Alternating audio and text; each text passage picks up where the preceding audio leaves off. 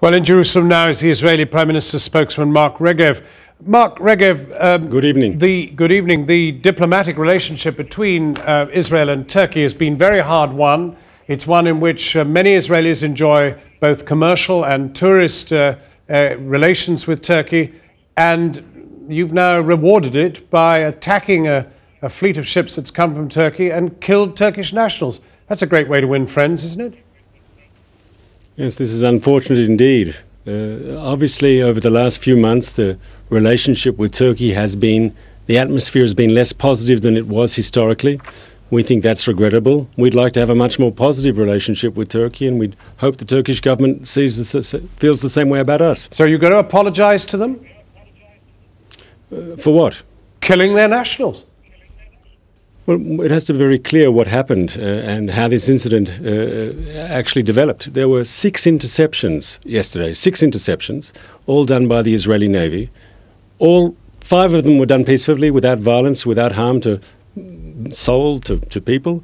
In one place, unfortunately, the hardcore extremists on the boat, as your previous piece showed, used violence, and our soldiers who were in the operation had to defend themselves. They were under very, very serious threat. Their lives were under threat. They had to respond. But as we've also shown tonight, the actual boarding of the Turkish ship, which must have been the most sensitive object in this entire fleet, was completely cack-handed.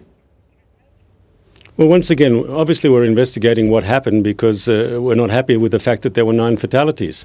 But our servicemen went into this operation as a police operation. The idea was just to take control of the boat and to bring it into the harbour of Ashdod. That was the goal. And obviously the aggression, the violence, the attacks from the people on the boat on our servicemen was something that was enormous. Our servicemen were under a very, very real threat, a very present threat, a threat of their lives, and under such circumstances, they are entitled to defend themselves as are British servicemen in similar situations. Have you learnt from what you've done in the last 48 hours? Are you going to be treating the Rachel Corrie, which is on its way from Turkey even now as we speak, is that going to be treated with better respect? Are you going to allow it into its justified port of Gaza? Why justified? I mean, you raise a whole series of issues there, and I'd like to answer each one if I could. Well, if I could just follow up on that. I mean, the point is the United Nations, just about every world leader has told you to lift the illegal blockade on Gaza. And that's been asked for immediately by the Security Council. So, first of all, a blockade is a legitimate tool when you're in a conflict, and of course you know that we're in a conflict with that Hamas regime in Gaza. There's a state of conflict. The United Nations, according to United Nations rules, a naval blockade is totally legitimate form of international behaviour. It even appears, I believe, in Article 47 of the United Nations Charter. To say that it's illegal, I don't know exactly what you're talking about.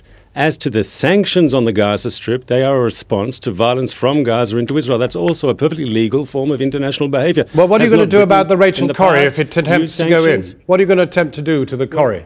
Well, the first thing I'll say, anyone who is bringing humanitarian aid to the Gaza Strip, we promise that if you bring that aid to our port of Ashdod, we will guarantee that all humanitarian aid reach the people in Gaza. And if they don't want to deal with us because they don't like us, there's a Muslim country and an Arab country, Egypt, has made a similar offer through its port of Al Arish. Yeah, but the reason nobody wants to take you up on your offer is because you can't be trusted. Why is that? Because you have severed 80% of the aid that's been going into Gaza. It is down to 20% of the levels. This is according to the International Red Cross and the United Nations. It's down to 20% of levels before you started strangling the place. Let's be very clear here. They don't want us to take us up on the offers because they want to make a political statement to break the blockade. It's not because they don't believe the aid won't be delivered. And may I just explain to viewers why we need that blockade, if you'll allow me? It's clear that if that blockade did not exist, if we didn't have the naval blockade on the Gaza Strip, you'd have the inclusion into Gaza of very dangerous weapons and missiles from Iran, from Syria. You know that from the Gaza Strip, thousands of rockets had been fired on Israeli cities, on Israeli civilians. The short-range rockets are made indigenously in the Gaza Strip.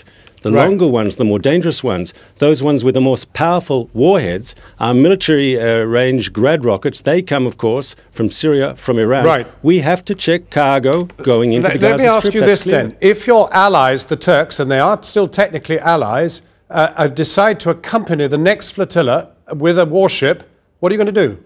Because they're saying they're going to. Sort of hypothetical is, No, they are do you have saying, they're information actually that they're saying, the Prime Minister said in Parliament today that the next flotilla will very likely be accompanied by a Turkish warship. What will you do? What will you do? I don't think this is serious. What will you do? Sir, I don't think it's serious. Of course it's serious. Of course it is serious. This is an incredibly serious situation.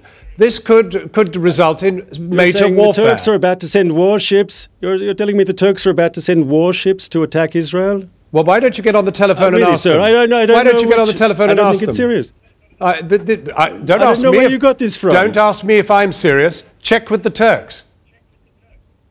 Mark Regev, thanks for joining us. Thanks for joining us.